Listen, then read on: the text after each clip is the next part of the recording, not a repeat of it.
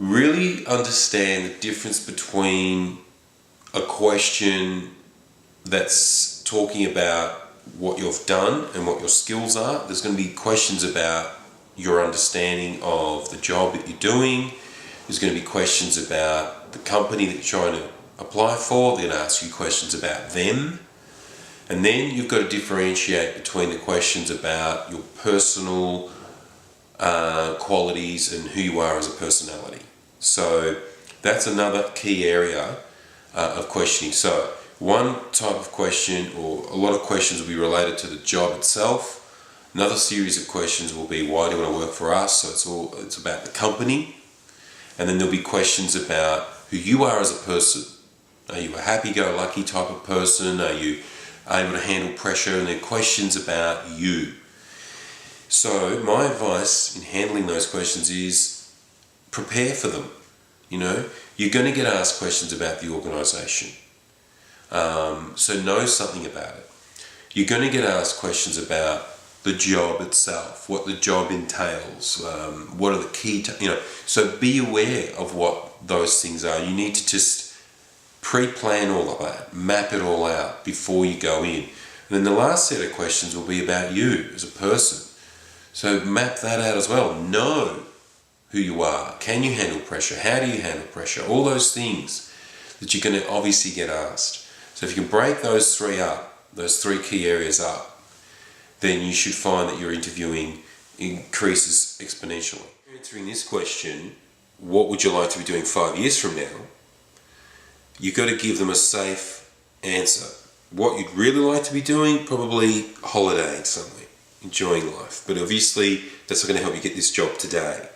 So what you need to say is give them a safe answer. And the safe answer is, I'd like to be working as a professional for a good organisation in this field.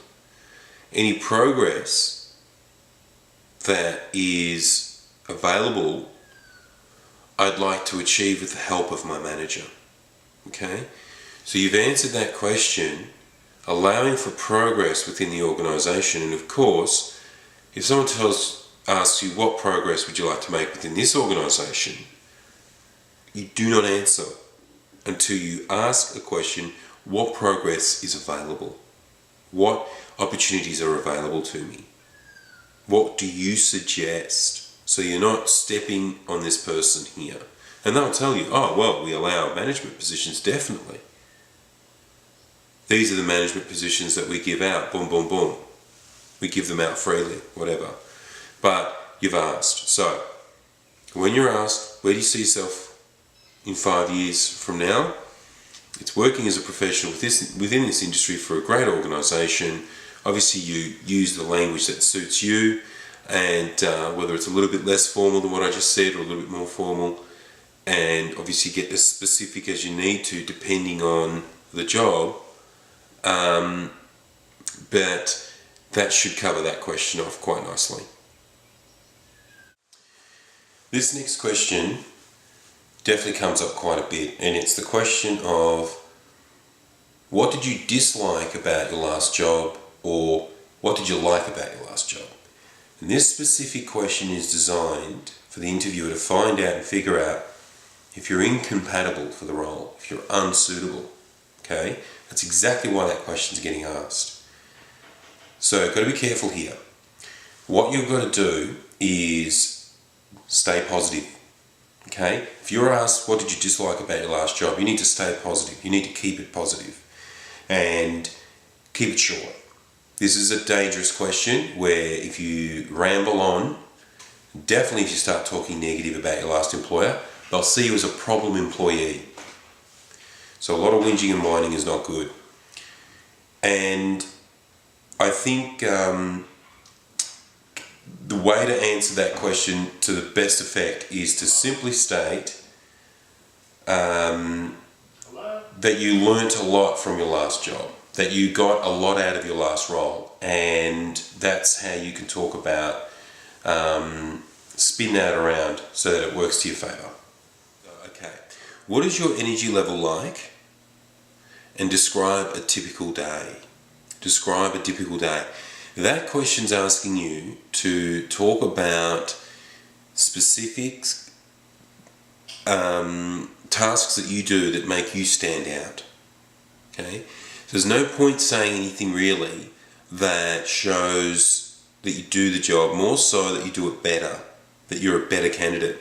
So for example, you might say, I arrive to work early with my leads ready for the day.